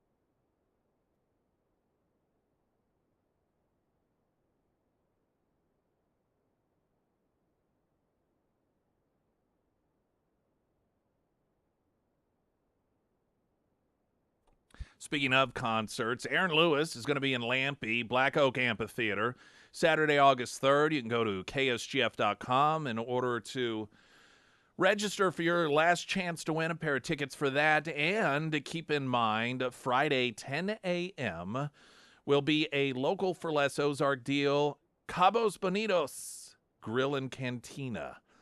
$25 gift certificate for only $12.50. Hence the half-price deal label. Former President Donald Trump spoke with Ukraine's Zelensky over the phone.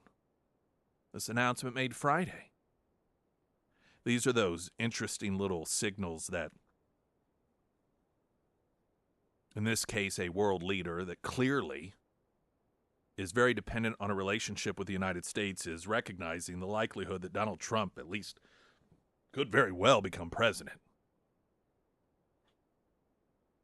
This is quite a shift also because Zelensky has been, and I get why, openly critical of Donald Trump. And listen, when you've got a guy in the White House currently that gives you anything and everything you want, and there's somebody else who comes along and says, that's not how we're going to operate, you can understand why Zelensky's like, oh, I want that guy. I want the one who will give me whatever it is I want. But Zelensky has shifted from outwardly being critical of Trump to getting on the phone with him and acknowledging, we talked about ways that we could make all of this thing wrap up. Trump noted on Truth Social on Friday that he had a very good phone call with President Zelensky. It wasn't the best ever, but it was very good.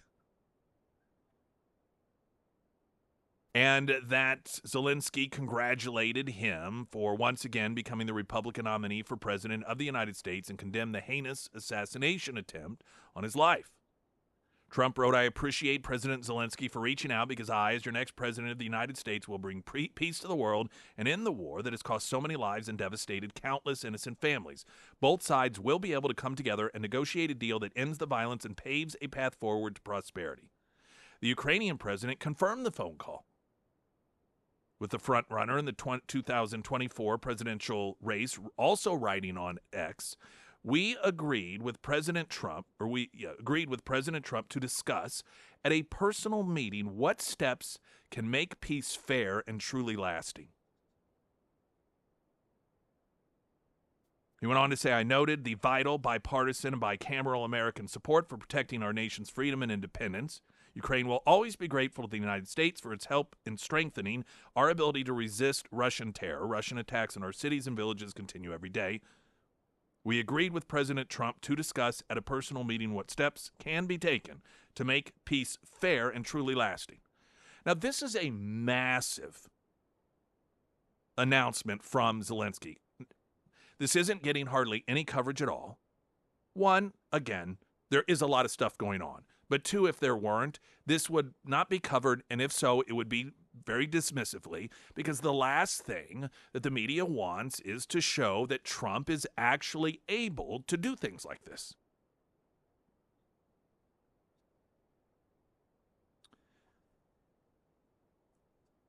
The approach that has been taken by this administration and NATO is what Zelensky wants, Zelensky gets.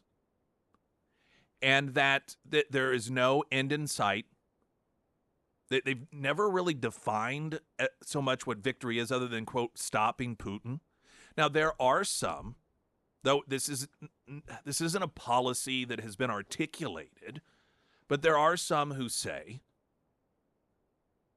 that this should not end until all of Ukraine, including the Crimean Peninsula, which Putin took during the Obama administration, until all of that goes back to Ukraine. Now, I understand that position. That is a position that comes from a mindset that allowing Putin to have any of that land essentially rewards him. It's like catching someone who is robbing banks and then agreeing, and you're unable to catch him. He continues to rob banks, and then the government says, okay, if you stop robbing banks, you just have to, give us back some of the money, but we'll let you keep some of the rest of the money, and then we'll just, that's the agreement we come to. And you could argue that is an encouragement of sorts. And that we should never, ever reward an invading country. Now, I think also an intelligent person can look at it from the perspective of, but at what cost? At what point do you say this isn't worth it any longer? How many people, is there a number of people that have to die before we say it's not worth it any longer? Because I suppose at some point, even there are Ukrainians who would go, okay, listen, yeah, we agree intellectually that we should not reward Putin by allowing him to keep any of our country that he's taken. But at the same time, We really, really want this to stop. And that's the Trump approach. We got to get a traffic update, continue on. I'm Nick Reed.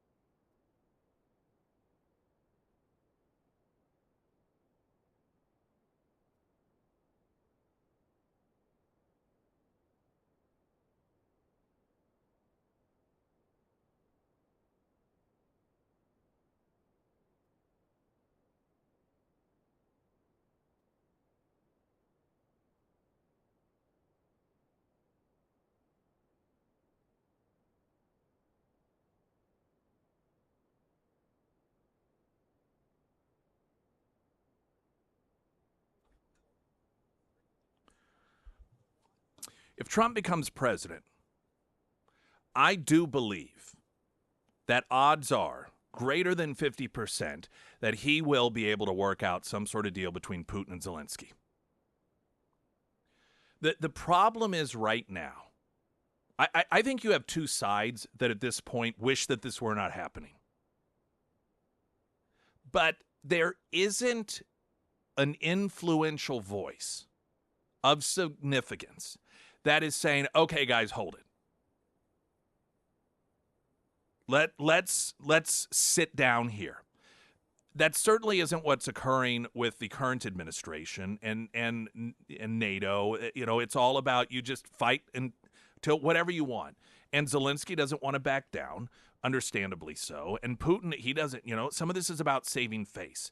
But I can't help but believe that they're both in positions that at this point that they wish they were not in. They may not regret getting in it. They may think, it was the right thing to do.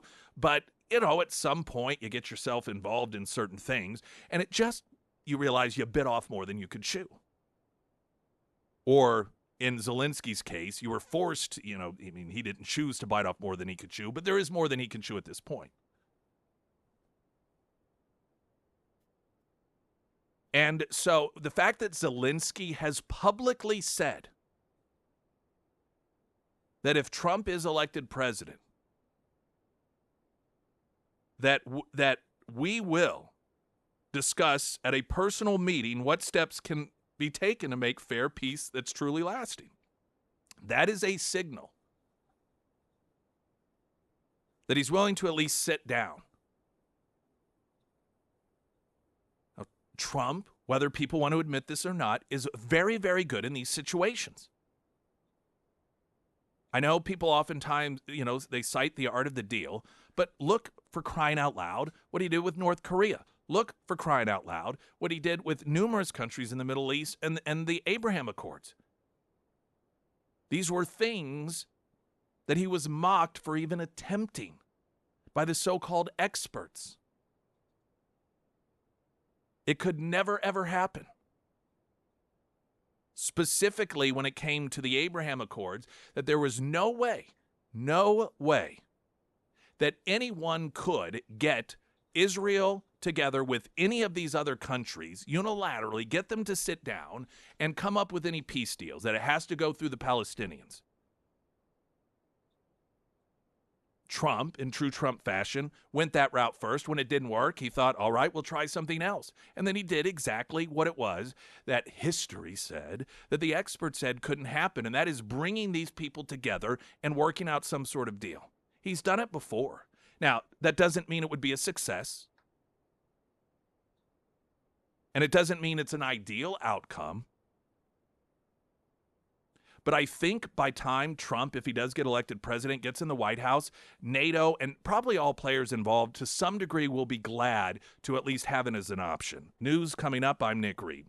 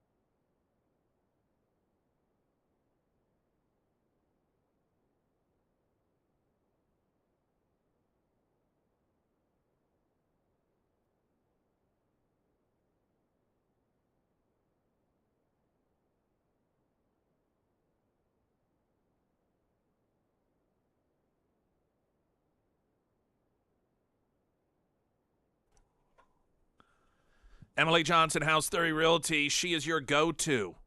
No question about it. You won't ever have, questions about should she not be a realtor? Should she be replaced by some other realtor? I'm making it topical, the things that are going on today. But she is incredible. I've used her not nearly to the degree that Sarah has used her. So many of you, I know as listeners, have used her. I've heard feedback from you, as has she, and read reviews. And I would encourage you to read the reviews as well. She's not just someone that is going to be there to let you in and be there at closing. If you're trying to sell your home, she's going to be honest and upfront with you if it turns out that you have a potential buyer and after an inspection there are certain things that needs to be done. She has those connections. And so she can take so much out of the unknown and the legwork for you. And that is not a service. It's the thing about realtors. They don't necessarily have a boss that micromanage them necessarily. And so, some do it part-time. Some will just be there to show you houses and in and out. And then, let me know if you want it. And that's it. But if you want 100% more than just that, then you want Emily Johnson, House Theory Realty.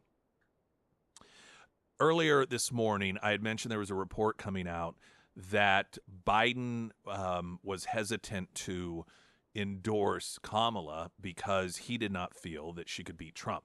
But the report actually, I don't know if this is a different report or the same report, is actually claiming that that's the reason that he took so long to drop out, was because he had so little faith that she could beat Trump. Now, obviously, that is a report that's being put out by some Democrats who want somebody else.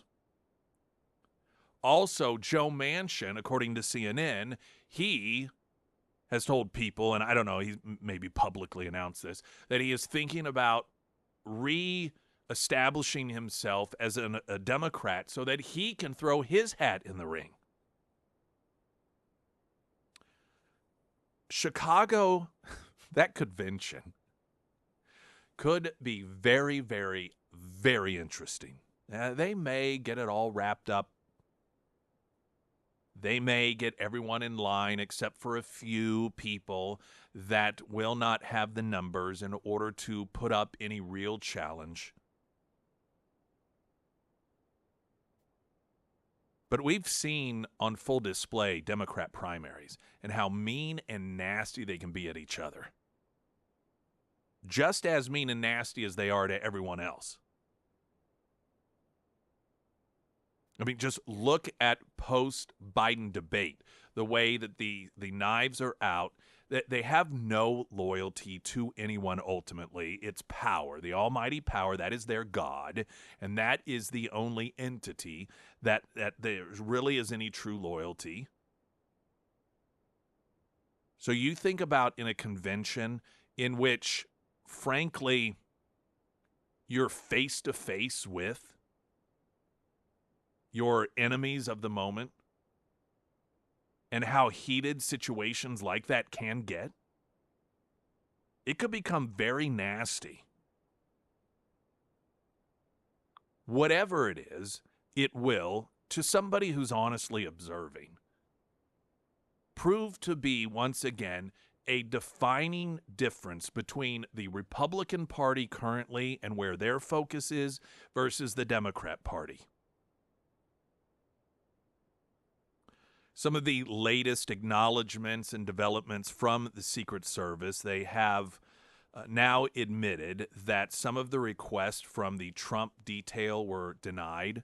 This is something that they denied at one point when reports were coming out that the Trump people for some time have been saying, we need more security. And that Secret Service denied it. They claimed that that wasn't true. Well, now they're acknowledging, yes, that is true. I mean, how it is you can... I hate to be the person who says, what's the point? But it's... I think to myself, what's going to happen? Is it going to matter what they find? Does it matter? Like, oh, we're going to subpoena this and that. Unfortunately, particularly with the Attorney General, Republicans have ultimately demonstrated that Democrats don't have to comply with anything.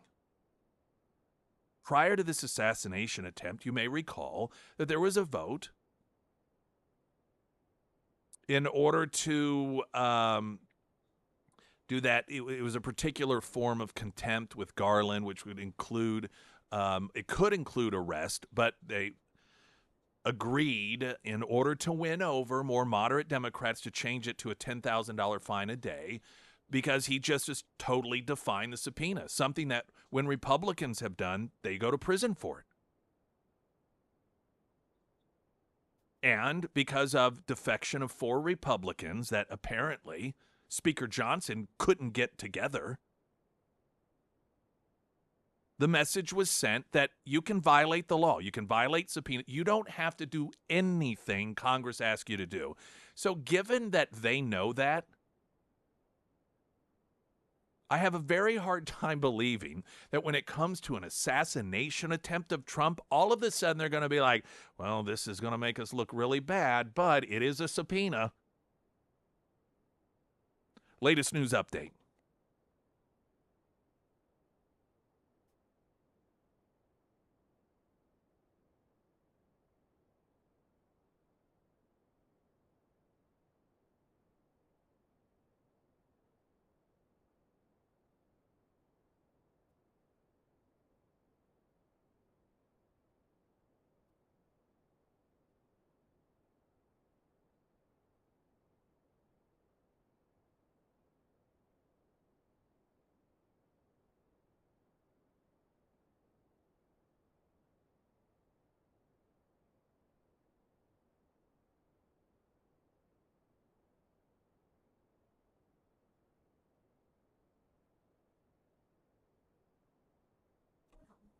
And the first alert forecast, sponsored by St. Clair of the Ozarks Home Improvements from Color 10, Fox 49 meteorologist Tom Schmidt.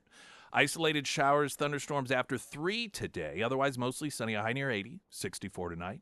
Sunny, 83 tomorrow, and sunshine on Wednesday, high near 86.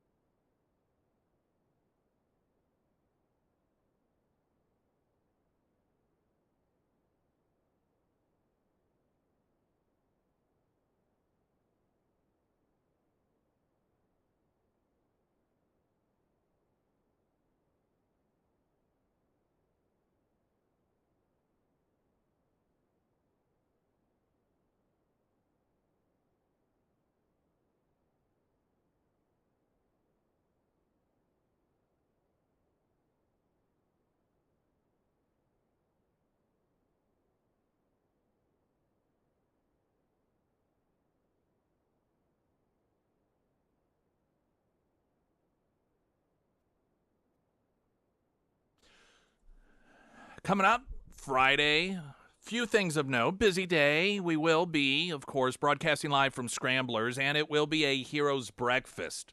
So if you're a veteran, come on out. You're going to get yourself some free breakfast. Delta Roofing, Air Services, Heating, Cooling, Plumbing, Electrical, Serenity Honors, and Scramblers buying breakfast for veterans. Then at 10 o'clock that same Friday morning, your chance to get a half-price deal. 10 a.m. at KSGF.com for $12.50, $12.50. You will get a $25 gift certificate to Cabos Bonitos Grill and Cantina. You could go there now, KSGF.com, register to win tickets to see Aaron Lewis. He will be in Lampe at the Black Oak Amphitheater August 3rd. It's last chance to win a pair of tickets to that show at KSGF.com. It's the American Patriot Tour, so a.k.a. Domestic Terrorism Tour. The U.S. Secret Service has admitted in a reversal that it has, in fact, denied numerous requests from the detail in charge of protecting former President Donald Trump over the last couple of years. The admission from U.S. Secret Service spokesman Anthony Guglielmi comes after a week before the lone gunman was able to graze Trump, kill a bystander, and injure two others at a rally in Butler, Pennsylvania. It's been a bit longer than that. This story is published a couple days ago. The agency is facing significant scrutiny and several investigations following the assassination attempt that was not thwarted by law enforcement, even though the would-be shooter was identified as a possible threat shortly before opening fire. We're going to play some audio of Senator Ron Johnson yesterday, in which there are even more questions that are raised. Did you see that Josh Hawley went and tried to go to the area? And yes. he was blocked from going to it because it's under investigation. And I just thought, well, isn't that something? Yeah, isn't that convenient? Yeah, it's like, oh, all of a sudden they're concerned about security in that area? Yeah. I mean, I understand if you're to say, hey, this is a crime scene, we can't have people, but it would have been nice if that really, truly, legitimately is a concern of the people who are in charge of protecting the president, if they had that same level of concern, on the day that there was an attempt to assassinate Trump. It's just a little bit late in the game to all of a sudden be, hey, listen, we understand that you're safe and all, but we just got to make sure we do everything by the book. Oh, okay. The admission by the Secret Service that they were dishonest when they claimed earlier that they didn't deny Trump's campaign the request of additional Secret Service protection. That the fact that they had rebuked those the comments of the allegations, that they weren't telling the truth. Only a day after the shooting, the spokesperson for the Secret Service said, quote, the assertion that a member of the former president's security team requested additional security resources that the U.S. Secret Service of the Department of Homeland Security rebuffed is absolutely false. Well, now he's saying, well, actually, no, it's quite true. Breitbart has a piece noting 9 Secret Service failures that nearly led to former President Donald Trump being assassinated. And the reason why this is every day, not old news, is because every day there's new information that gets revealed, oftentimes from whistleblowers.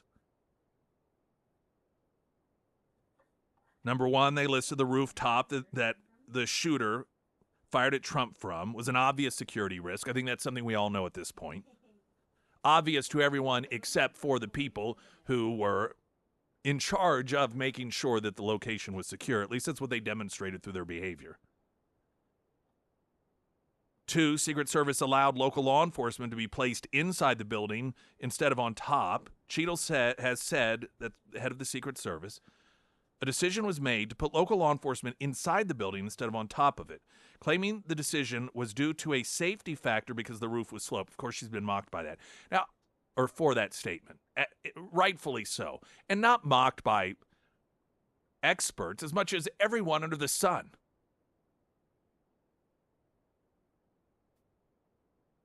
I've never understood why or what the rationale, or even if it's been provided, what putting them in the building would do anyway. I mean, what? I don't even understand that. Why would you put them in the building, of all places? Number 3, there was a lack of security of the building on the ground, allowing the assassin to access the rooftop.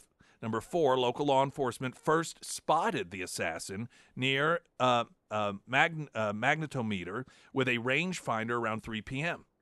This was about 3 hours before Trump spoke, but then they lost track of him, couldn't find him. Number 5, despite local law enforcement officers reportedly spotting the assassin about an hour before Trump was to speak, hanging around outside the building, and then seen scoping the rooftop, returning with a backpack, pulling out a rangefinder, and reporting him to a command center, he was not stopped and questioned. Number 6, Secret Service reportedly spotted the assassin at 5:52 on the rooftop about 20 minutes before Trump took the stage, but did not stop Trump from taking the stage. And by the way, according to Trump, never even told him. Trump has said, yeah, I could have waited until they figured out what was going on with this guy if somebody had bothered to tell my campaign. Number 7, despite Crooks pulling out his weapon and getting into position to shoot Trump, Secret Service snipers did not do anything before he fired at Trump. 8, Trump took the stage at 6:02. Nothing was done to get him off the stage for 10 minutes until Crooks was able to fire at him at 6:12. Number 9, there was no drone surveillance at the rally that could have alerted law enforcement to Crooks climbing to the rooftop sooner. But apparently, of course, the reports have indicated that the shooter was allowed to fly a drone over the area, that is insane to me. I believe it was Donald Trump Jr. who had noted that he wasn't allowed to fly a drone over Mar-a-Lago because of security concerns.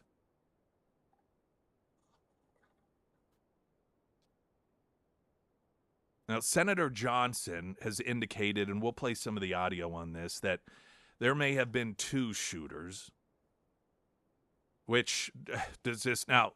Kennedy was well before my time, but you sort of starting to get echoes of the Kennedy assassination.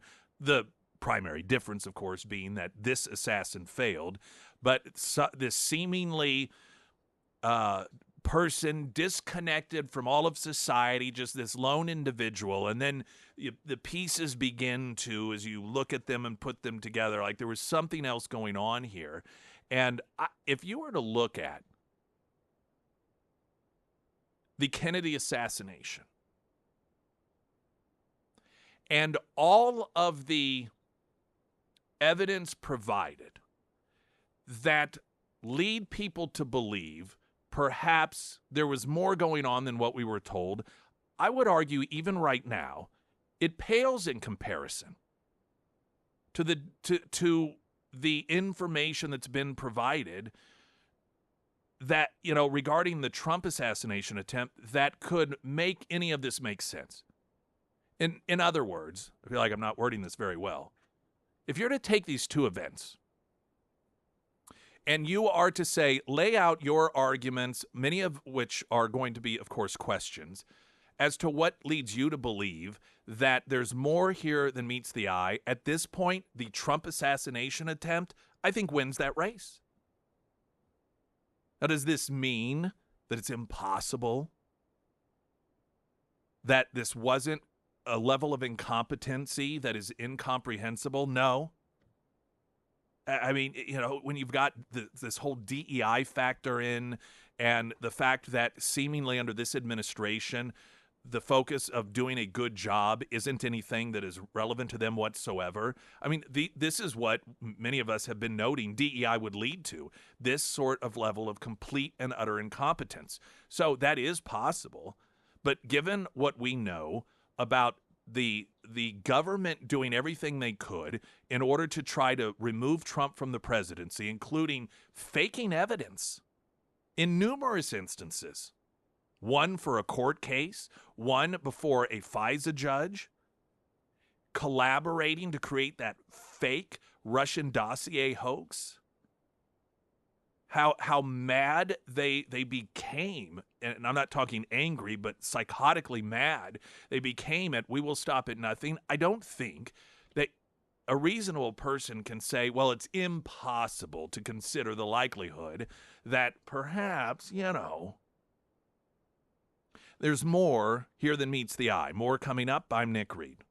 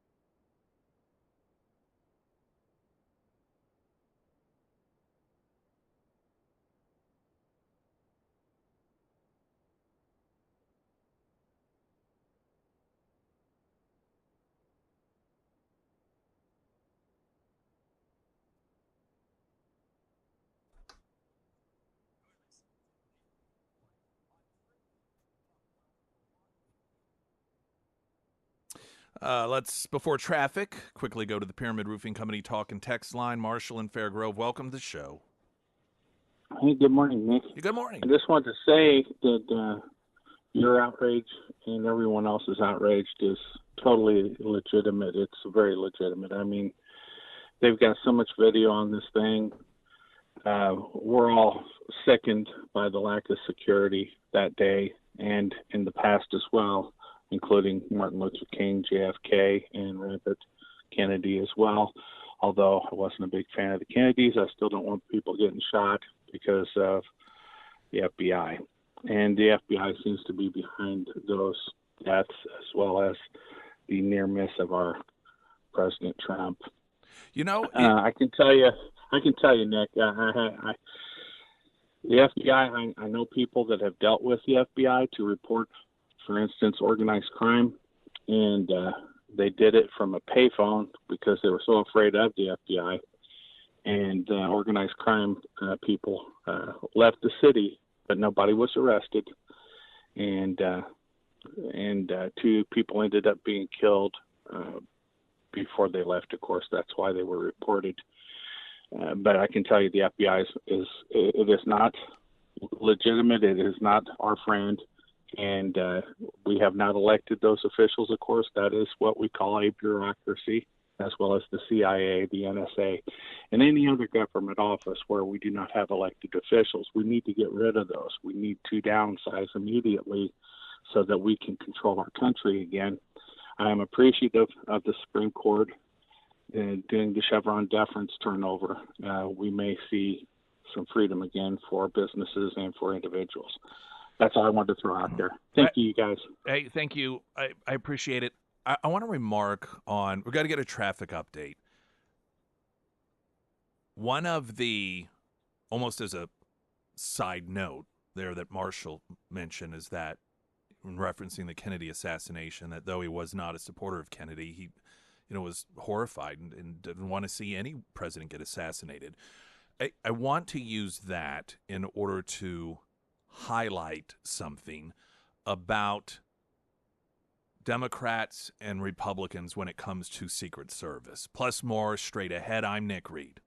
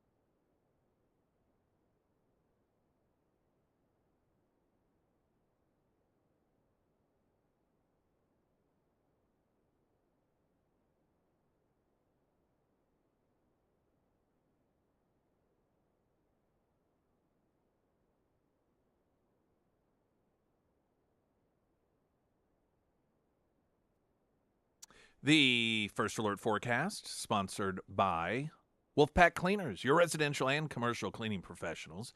From Color 10 Fox 49, meteorologist Tom Schmidt. Isolated showers and thunderstorms. After 3 o'clock this afternoon, otherwise mostly sunny, a high near 80, 64 tonight.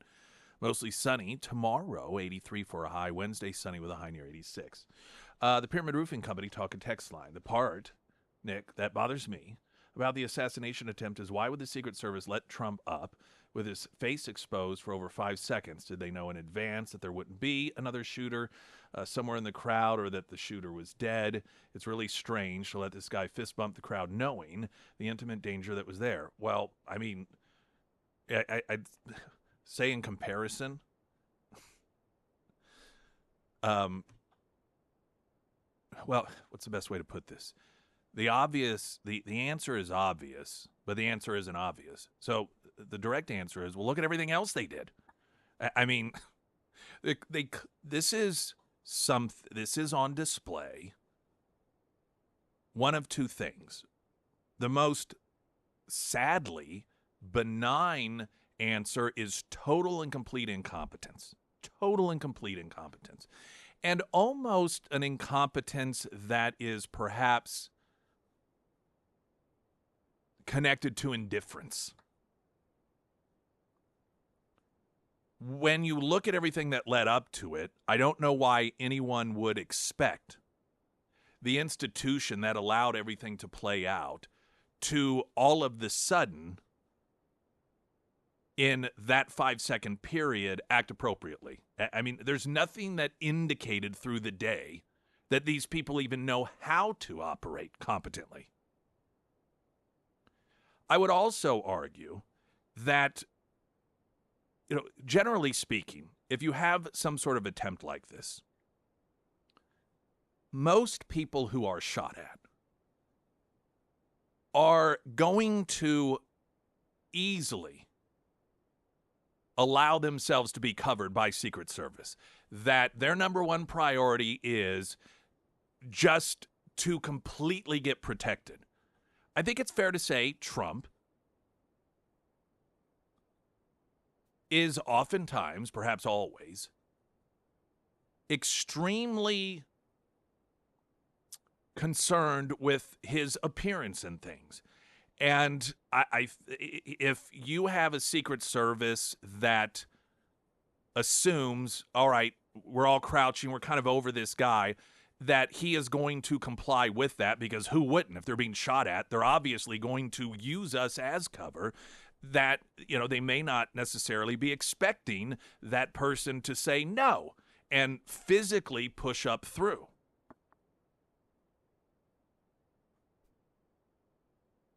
I will also note, and this is an incredible poll. Newsweek had a story that cited a poll that 1/3 of self-identified Democrats believe that this was set up by Trump.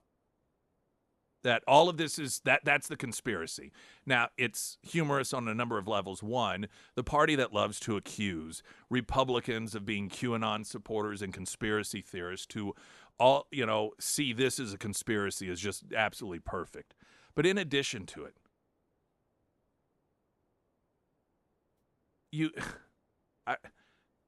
these are institutions, particularly when you're talking about Homeland Security and the FBI and many of these institutions that are involved in this, that hate Donald Trump.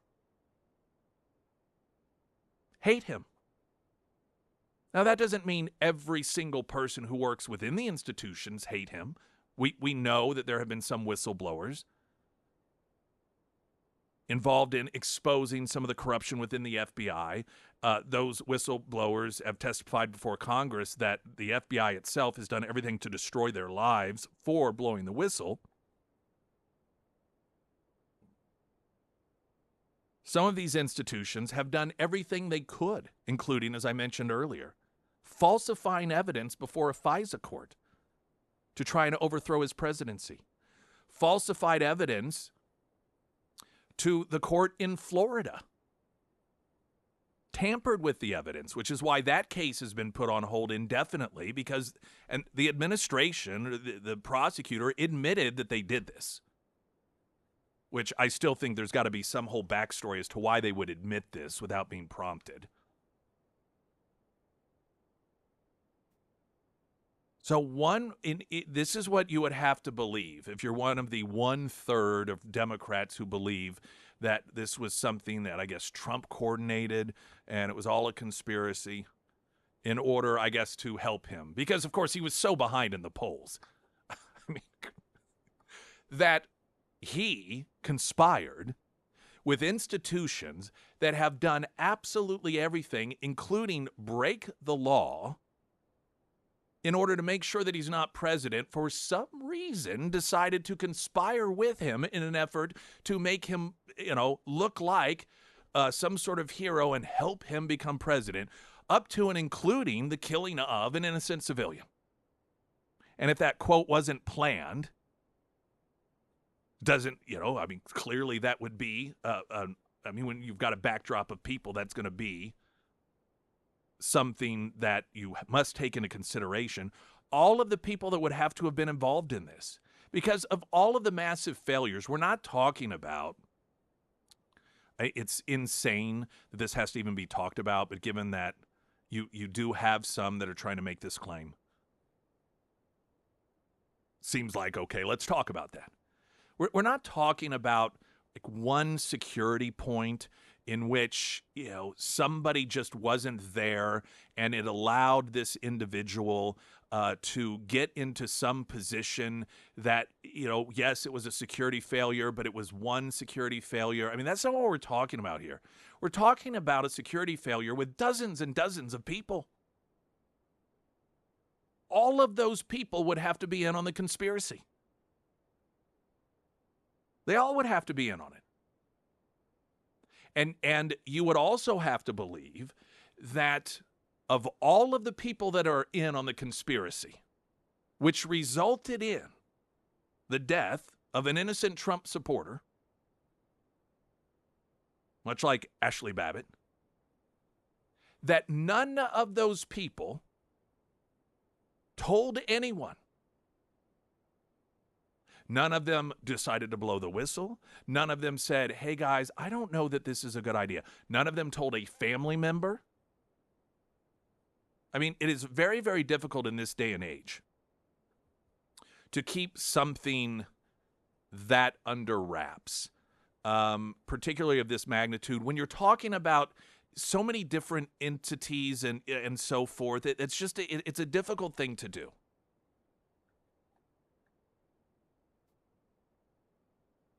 And it is, again, just so absolutely perfect that in a society in which Democrats and the media love to label Republicans as these QAnon conspiracy theorists, believe in so many conspiracy theories, whether it's Trump colluded with Russia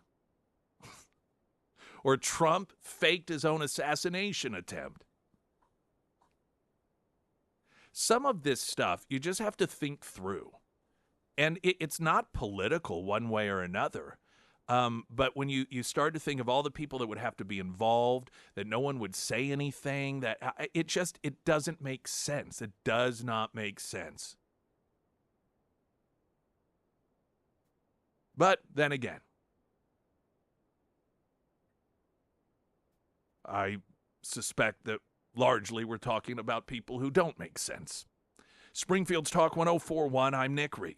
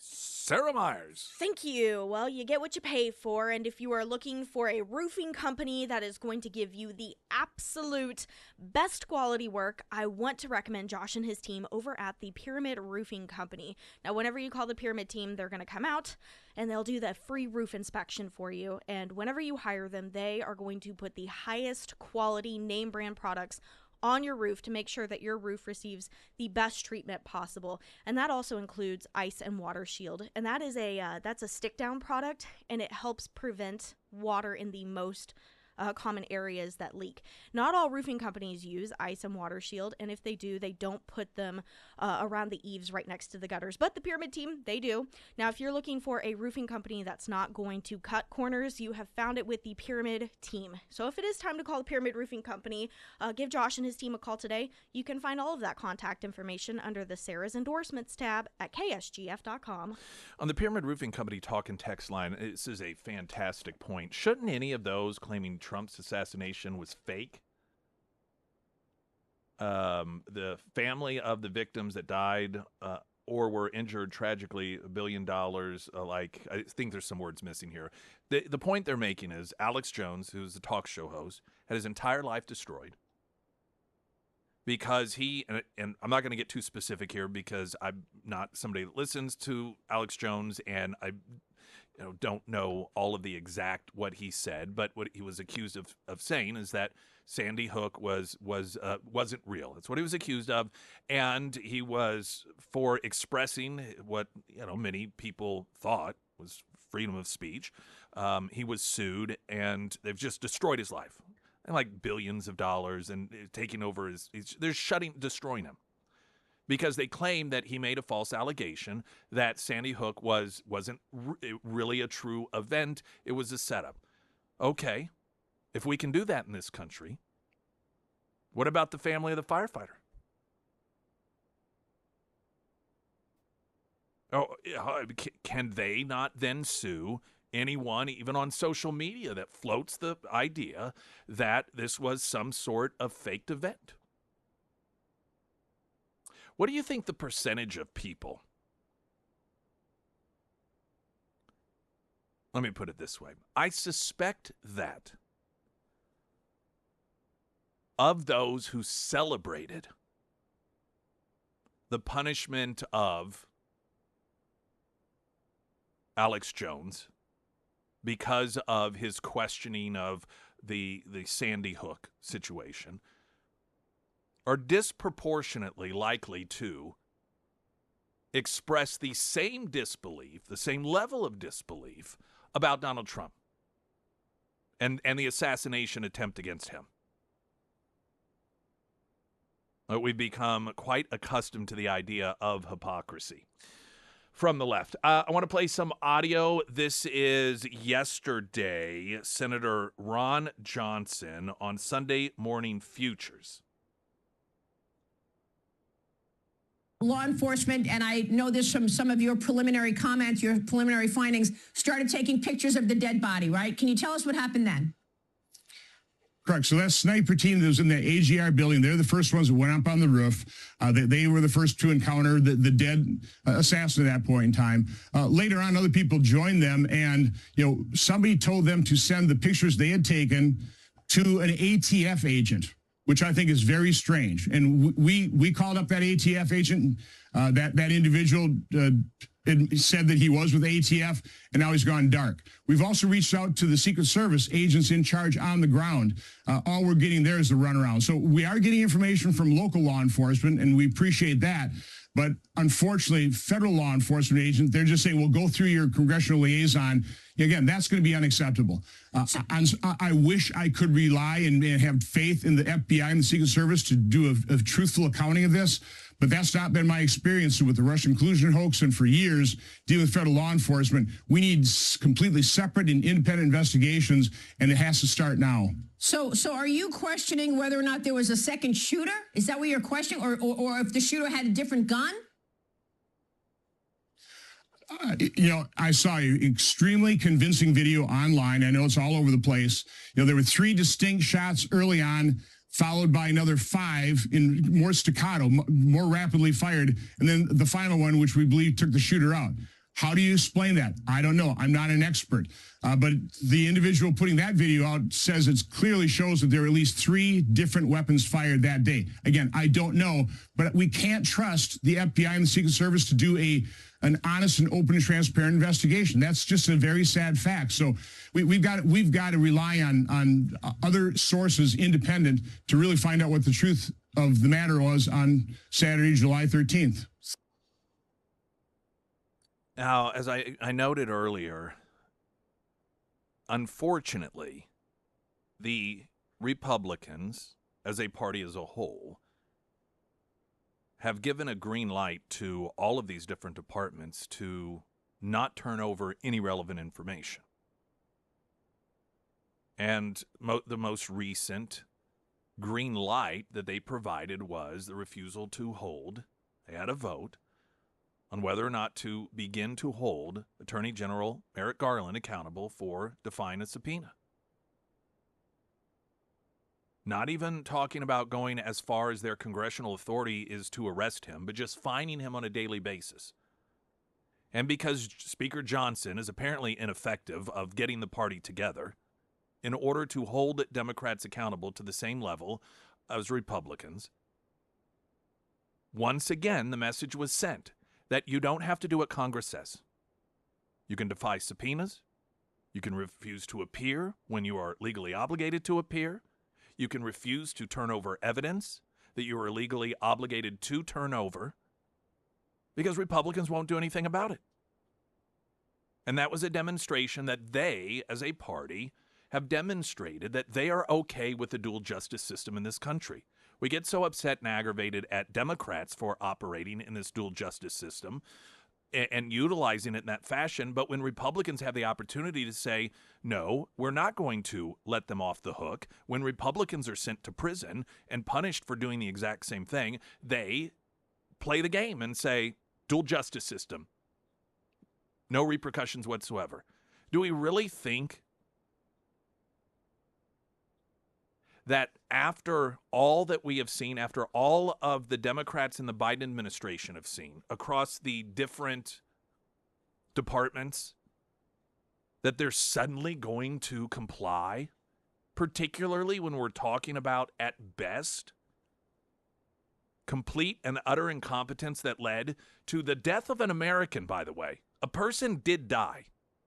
I mean, we focus so much on how close Trump came to dying, but a person lost his life because of decisions that were made by these people on how to operate. That's the best case scenario.